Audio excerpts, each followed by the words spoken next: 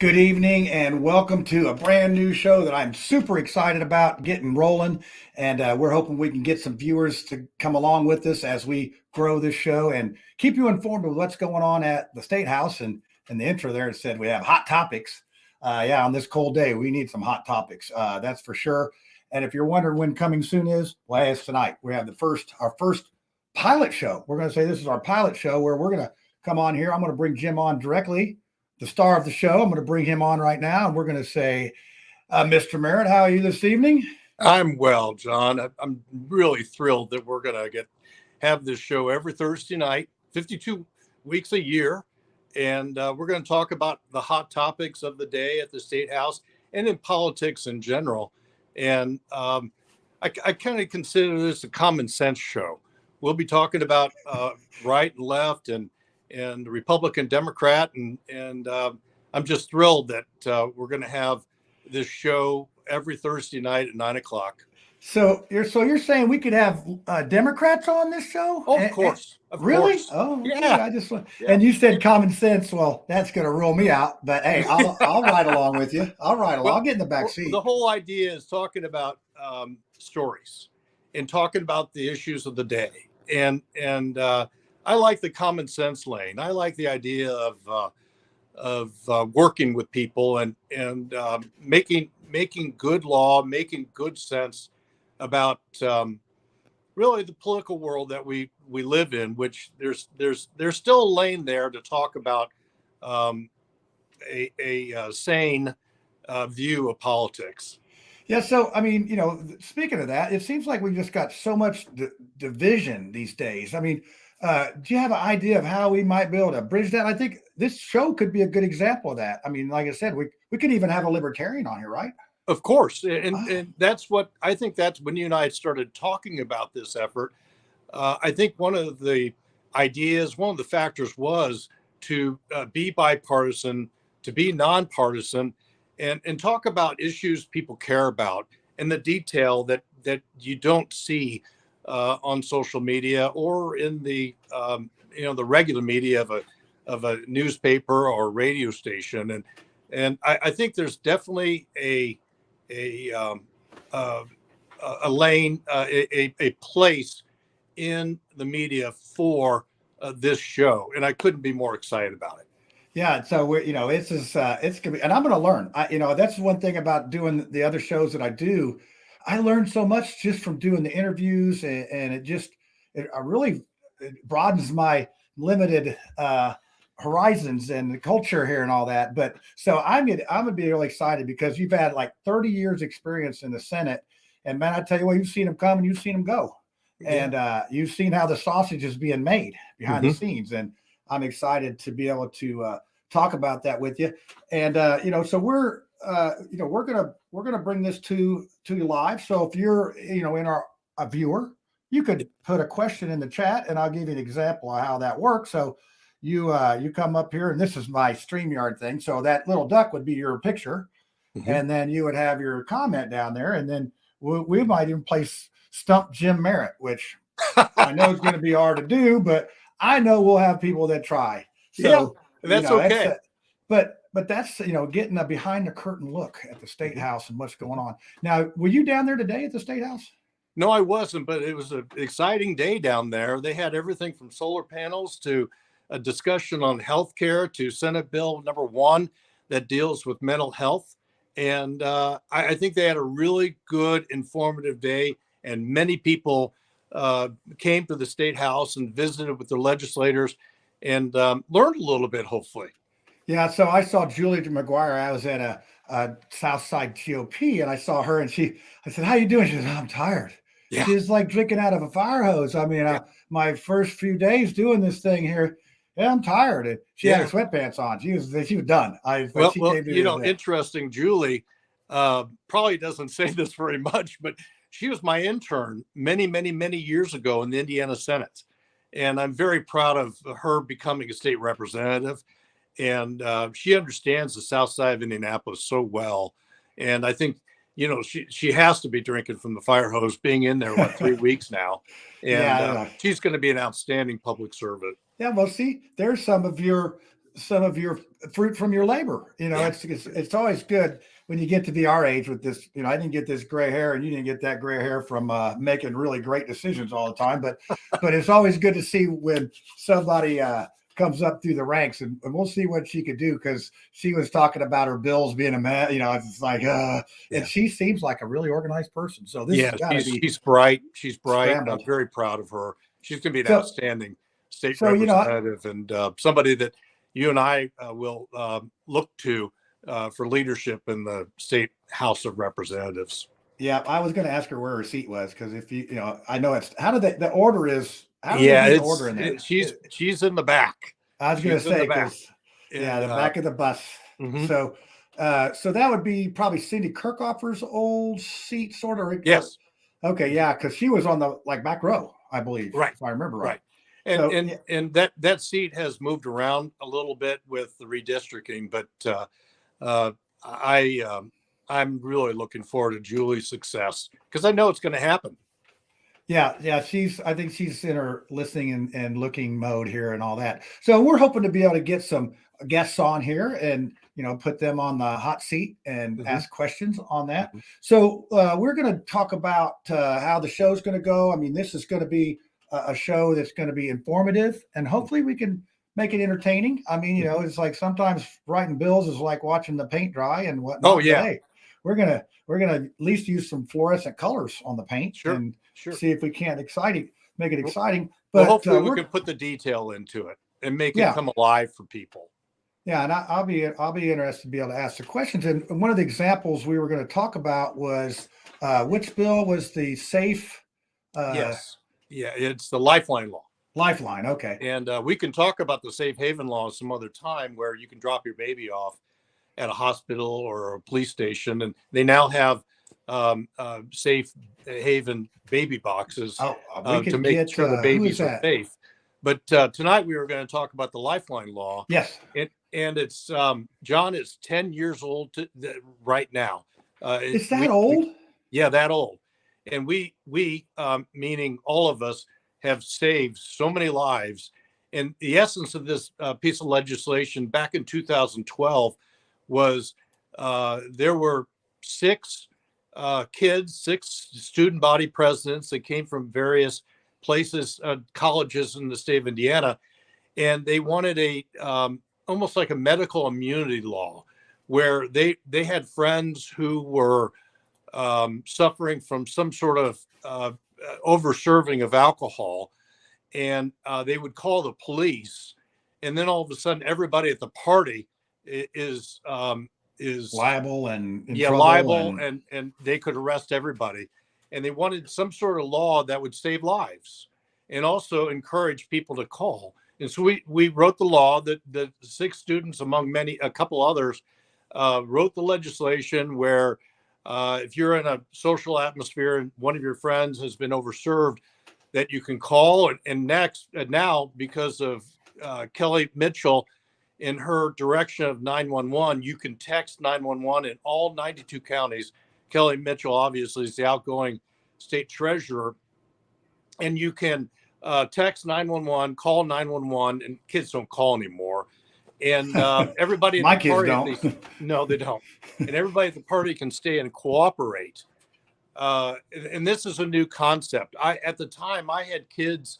My kids actually were on college campuses at DePaul and Hanover, and so I was very sensitive to it. And I took about 30 days to think about this, because really, when you're thinking about it, you're enabling kids under 21, to possibly be overserved. That's where I was going to play devil's advocate with you. It's like, okay, why don't we lower the age to do this? And my other comment is going to be, so I helped serve homeless downtown on Sundays, and we had one of our guys overdose, and all the people came out and they gave him Narcan, and they brought him back, and they just sort of let him go.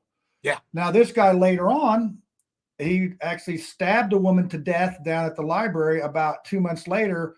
And so that's where I'm going to play devil's advocate. Why did this guy not go to treatment? I don't think jail. I think we both can agree jail's not the place. Right. But why could he not be? Because it's illegal to do heroin and these things. And right. Yeah, but we don't want to die. So how do you justify that? Well, the way we square that is, number one, we're dealing with kids under 21 Right. and who are overserved with alcohol, which is the current law. And two, you just pointed out that our social safety net is not strong enough yet. Where if somebody is overdosing from Narcan or from heroin or fentanyl or something else, and they're brought back by naloxone, uh, there's no social security, social No. net, if you will, to make Just sure that those individuals are taken care of. And but with the Lifeline law, it's under 21, and immunity to the people who are staying and cooperating. But the immunity does not go as far as the person in need of medical attention under 21. Those individuals still can get a ticket on a college campus. They can still run into problems with the law anywhere in the state of Indiana. And this law has been great. We know at least 55 people have had their lives saved because someone helped them. But in the last 10 years, we've found that kids are not as likely to call or text 911, and because they think if they know the law, they're not going to get their buddy in trouble, right. and they're going to Yeah, say, they want to try to "Why don't fix we it just have them themselves. sleep it off?" Because Yeah, that's not. they don't have the immunity of somebody that's calling or contacting 911, and that's been a real bugaboo on college campuses. And so um, we this past fall, I had a conversation with Senator Andy Zay, who represents Huntington and south of Fort Wayne, and he and I had a lot of great work regarding heroin and all the different ways of the epidemic that our state is still engaged in with opioids. And we were talking about the Lifeline law, and I mentioned to him that we really need to take the time and have a bill to expand the Lifeline law, and he agreed to do so. Yeah, and I think that this is, now we have fentanyl in the mix, and then we have all these synthetics. We got Katie. Now we have K. There's a new one out, K, and it just makes people angry. Which that's what we need is more angry people in this More world. angry people, Yeah, yeah. I mean, it's especially in like, politics. yeah, in general. So it's like, okay, I'm going to ship this over to, what about the illegal drug use? I mean, it's like it is, it's on the books that if you're intoxicated on heroin out in public, that's against the law. But we are to the point now where we're just trying to save a life. We don't, and then like you said, that safety net's more like a basket with a hole in it in the bottom. Yeah, because there's no net. But it's there's a lot of folks that's involved in this. This is a very broad thing, and I think with the drug use, you can expand that out to theft, property theft. And a lot of this violence in our city is gang and turf related. I mean, there's a lot of things there. So this, I think, is probably geared more towards college kids or some kids that are underage that just really made a one mistake and shouldn't die for it. Because that's exactly right. But when you talk about a drug overdose for anyone, to a man or to a person, police officers that I know, when they go into a situation that someone has overdosed, they are not going to arrest them. Their first responsibility in their mind is saving their life and making sure naloxone has been delivered and saving the life of someone overdosing. Now, you spoke about fentanyl. There are now studies, there are now trials of different drugs that are going to counteract a fentanyl overdose. Well, we know that one pill can terminate a life. And so that's going to be a really strong naloxone type of drug. Yeah, and it's quick too. I mean, we lost 3 people in Mars Hill. Minutes. And it's just a bad pill, a bad whatever. And I even saw a case where someone was selling drugs over the internet, and it was laced with fentanyl, and died, and they just charged them with that crime. Mhm. And so Well, it just we can't a keep up drug with all the dealer, new stuff. I yeah, a mean, drug dealer today really, they don't care if they kill their client because there always will be another one. But now yeah, there are laws in the state of Indiana, of which I had a little bit to do, that attacks the drug dealer. And if they would sell some fentanyl pill to someone, um, if we find them, we're going to go after them, and they're going to pay, yeah, and they should pay.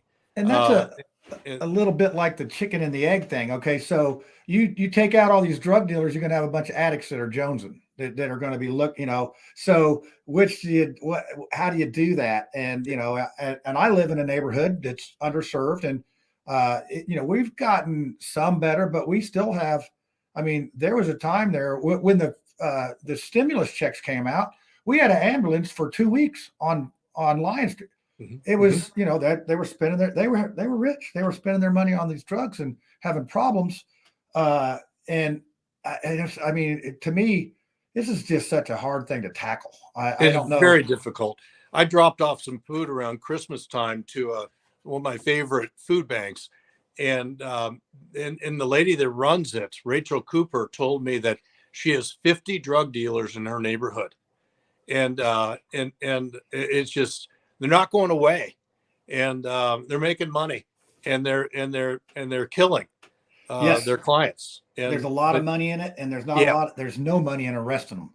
no, That's the biggest mm-mm, divide thing. So yeah, we had behind us, we had a drug dealer and stolen property guy. And he people would drive up in my alleyway by my side here, and he'd come out, and money'd be exchanged, and right there, I call the mayor's action hotline and all that, and it's actually not really hot. And you know how we got rid of this guy no, behind us? no, His dog would get out on Saturdays. He had like a pit bull thing, and it would come over and it would poop on our door. And we had a camera, and we called the health department. My wife did, and the health department wrote them 2 tickets for their dog getting out, and they moved. oh, Now, yeah, that it's like, okay, now there's somebody else's problem because I'm sure they didn't stop doing what they were doing. yeah, But yeah, so that's, yeah. I think that our laws somehow, I don't know if making them easier to convict people, or our laws need to catch up with the amount that we're dealing with Yeah. of people. Yeah. It just takes so long. Let's just take the murders in Marion County last 226. That's almost a murder case a day. Mhm. And you can't, it takes 3 seconds to pull a trigger, but it takes, 8 years to get somebody convicted. And at Yeah. that ratio, Yeah. Well, crime's nothing out ever of hand. changes. There's no question about it. And that's in every major metropolitan area, including Indianapolis. So I'm But gonna put you on the spot here on this one about what legislation do you see that would be able to, and I'm gonna have you thinking on your feet here, that would be able to help with that situation? I mean, is that a criminal justice thing, or is that a police action thing? What would that look like? well, a lot of crime fighting, everybody has to be working together from the prosecutor to the judge to the sheriff to just law enforcement. Everybody's got to be working, being on the same page. And this may sound boring, but there's a need for the use of data, and there's also a need when someone's arrested, they ought to be given an initial hearing with a judge immediately, and they ought to be surrounded with social services immediately. And what we're having is this um, repetitive crime. People are getting arrested and out immediately, and it's a large issue Oh, that expensive, we need to large, right, but and we need to put the funds to it because it keeps our communities safe. And it, people, if they have the services, and if they are suffering from some sort of addiction, and we can help those individuals, they should pay for their crime, but they also should. Um, uh, we ought to make sure that they transition back into life, into the community with a reentry, that they can get a job, and so they're not revisiting a life of crime. But I think we probably ought to get back to the Lifeline law. Yeah, really. We just we were sort going of to right talk down about. the weeds. I think you'll probably find that on the show quite a bit. We'll be because I have ADHD and I'll just run Well, you right off the road. I'll fish you back out of the All right, weeds. bring But me back. Bring me back. Senator Zay has, after a lot of consultation and lots of support from a lot of different areas, the Lifeline Law expansion bill was written this fall and this past November. And Senator Zay kindly filed it in Senate Bill 418. And there are so many different entities, so many people. College campuses are watching this.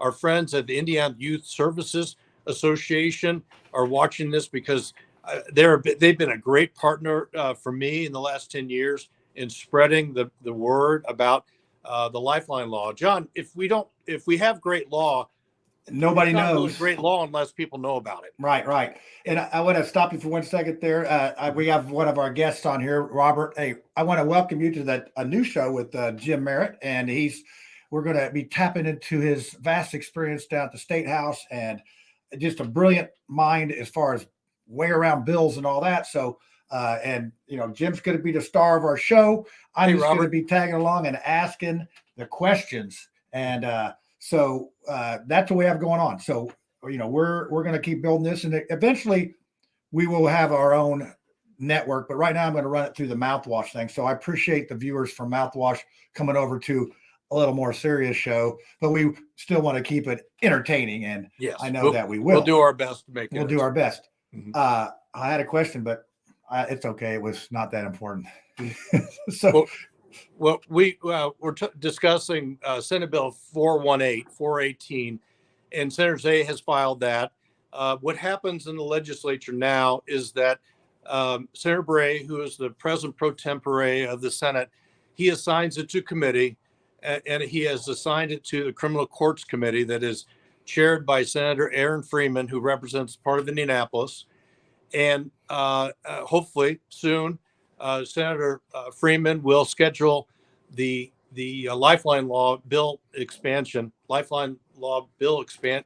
expansion law for a hearing. And the two parts of this bill are the following. One, for those that are individuals who are under 21 years of age and they're suffering from a drug overdose.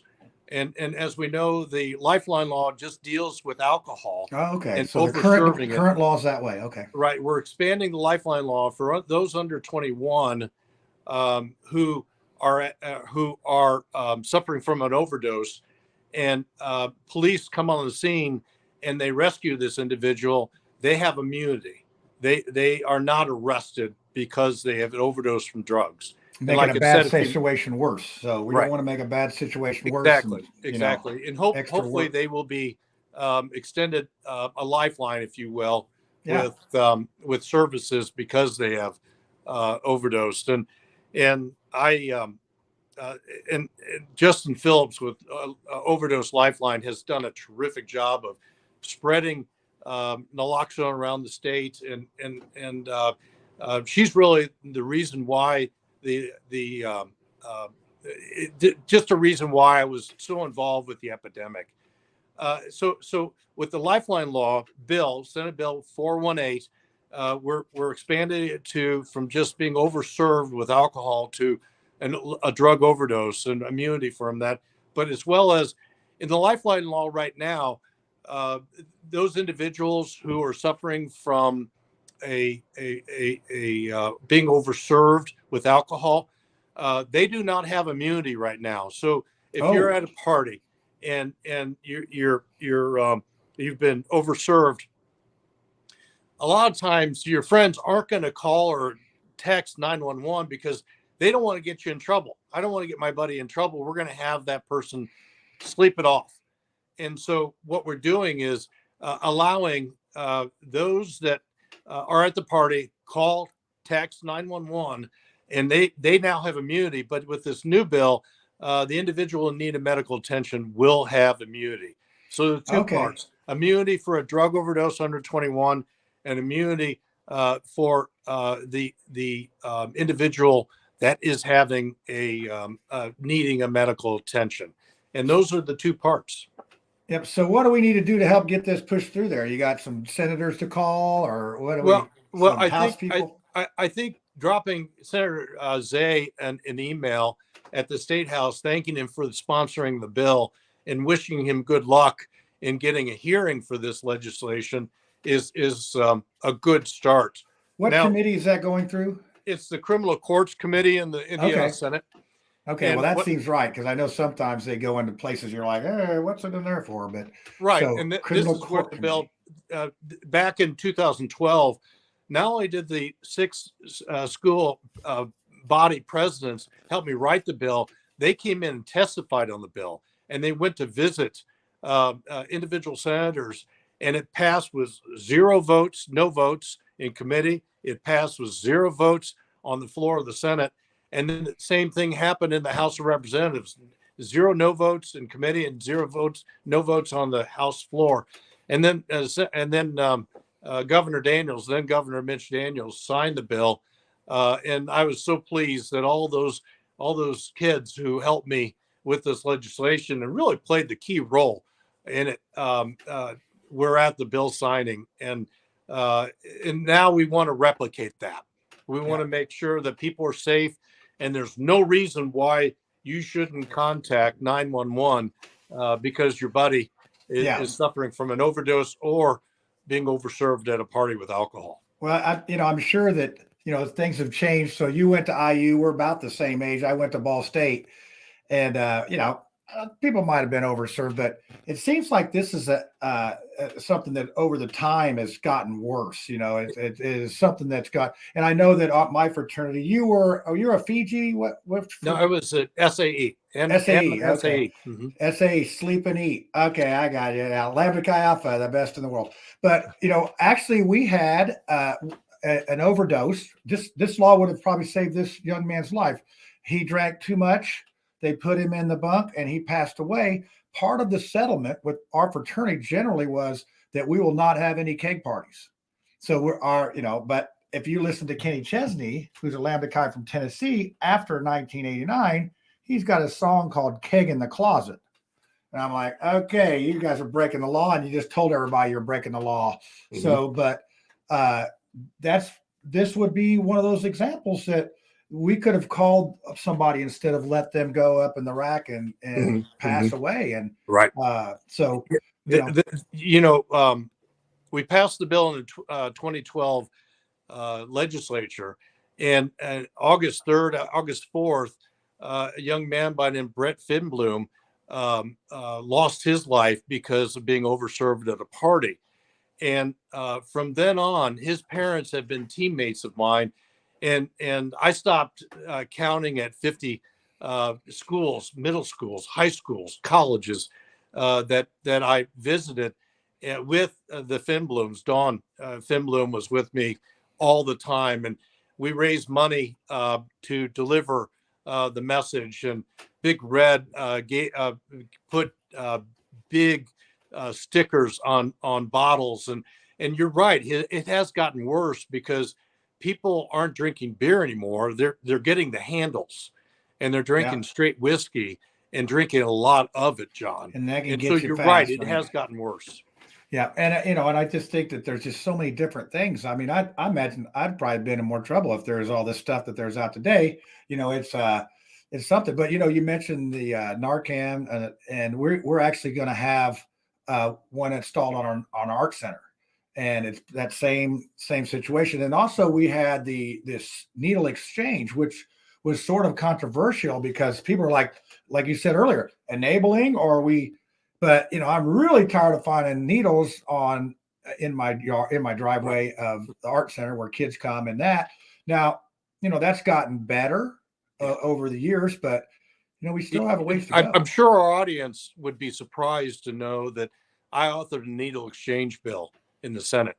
And the reason why I did it is because I believe that if we can have any touch with somebody suffering from addiction in the way of exchanging needles with that individual so they don't get sicker, we might be able to help them Now, with That is, Seattle yeah. and Philadelphia, we have these almost like filling stations where somebody can come in a safe atmosphere and shoot up. Now, I draw the line at the needle exchange. And John, you probably know this. It's against the law to have a needle on your person.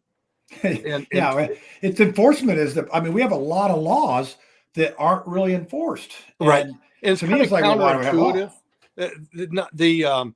The Lifeline law is kind of counterintuitive, and so is the needle exchange. But I truly believe that we are saving more lives by these two measures. And if you would have told me when I started in 1991, that I would author a law that allow somebody to drop their baby off at a hospital or a police station. It all started with a baby Ephraim being left at the door of Community North Hospital, which was in my district at the time. And so we wrote the law, but that's counterintuitive that we're suggesting if you can't take care of your baby, you can offer it to somebody responsible. And very counterintuitive, but I think we've saved a lot of lives with all these laws. Yeah, and you'll never understand how many people may not get in that problem because they know that there's a safety net. Yeah, So it you just don't know the effects of it.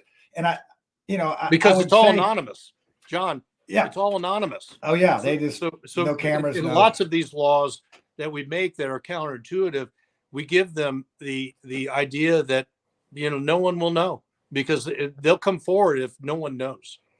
Yeah, and and then in this tricky age when we have such a controversial abortion, and it's very hard to adopt kids, and the stigma of we have some people that get frustrated and have shaken baby syndromes and all that. It's sad that we don't reach out to people when they're at their lowest point, and a lot of it can be postpartum depression. I mean, there's a lot of different health issues that are involved in that, Mhm. and making a pathway for somebody to get relief is pretty good. Now, I will say that I was surprised to see your name on some of that stuff. I mean, you've been in the Senate for a long time, and you get, no offense, but you might get complacent after 10 or 15 years and all that, but you're still digging away and getting Well, I'm issues outside the that are. Senate. I'm still digging away.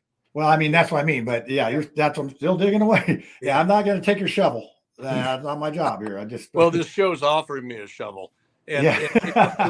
what we're going to do is, demonstrate to people that there is a way to get good public policy done, and issues talked about in a very sensible way. And there's just way too much shouting in politics today, and we need to calm it down, and we need to talk about solutions. And Yeah. that's what we're going to do on this television Well, show. and then also we're going to let people ask questions. And Exactly. so Mike Van Arsdale, I'm going to leave out your middle names because that's a lot of names there. We could call you Dale, you can call me Van, you can call me RJ, whatever. But is an arrest is supposed to serve as a deterrent to keep using? I think that was directed to me because I was like, saying something like that. But yeah, I guess that is sort of a fine line. But I would say on that is like, is it okay that somebody should die just because they broke this law? I don't think that's really the essence of what our community, our society is really set up for, is let somebody die because they broke the law. Now, would we like for that not to happen? Yeah.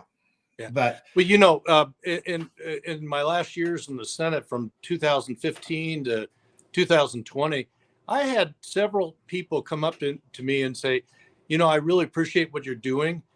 Because we had lots of different programs. We really reached out a lot with the drug epidemic, but they said that we really are glad that our relative, our brother, our daughter, um, our son, we wanted him or her to get arrested because that was the only way that we could get him well, or at least start him on the trail getting well, and that could very well be, but.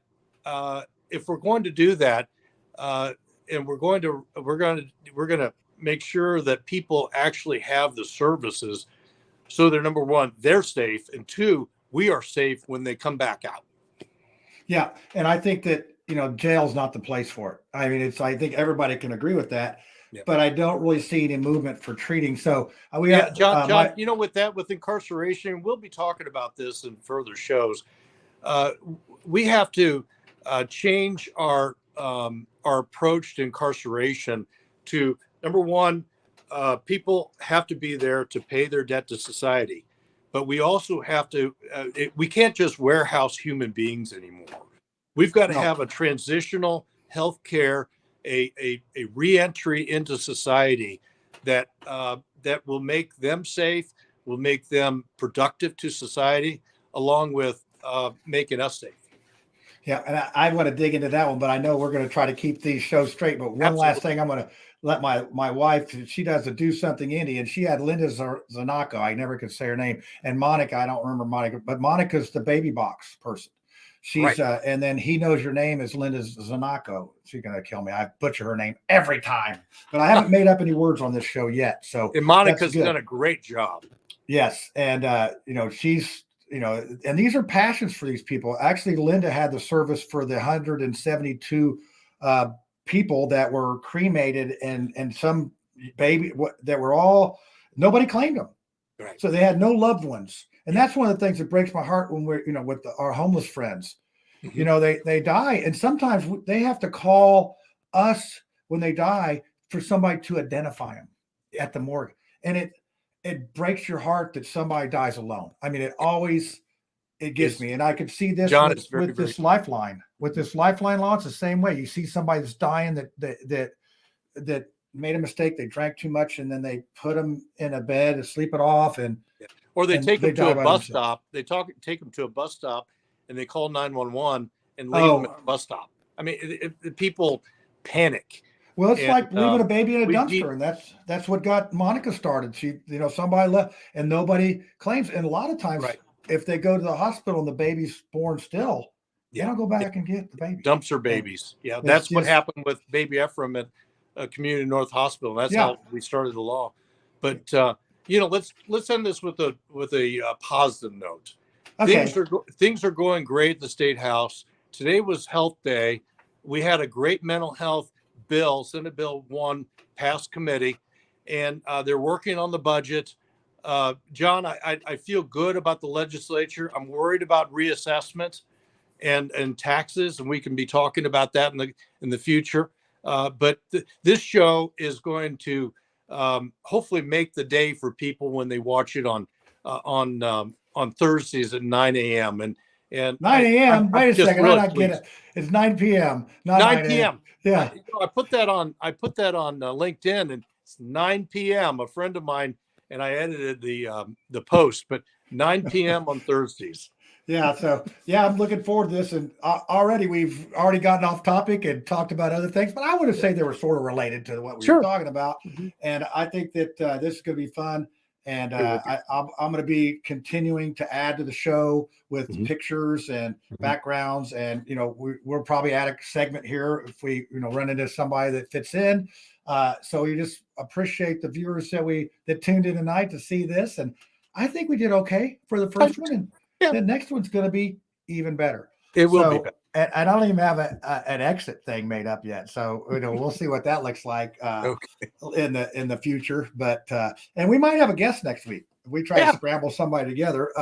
And anytime you would like to make a suggestion, of what you'd like to talk about, we want this to be audience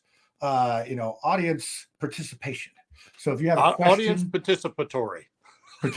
I can't say that word, Jim. I'm gonna leave that one up to you. So, all right, everybody. Like I said, I wish we had an intro, but we're just gonna say, everybody have a nice weekend. Yeah, have a nice weekend. No snow or anything. I don't think it's all that stuff. So, all right, we'll see you next Thursday, 9 p.m. Aloha. Thank you, John.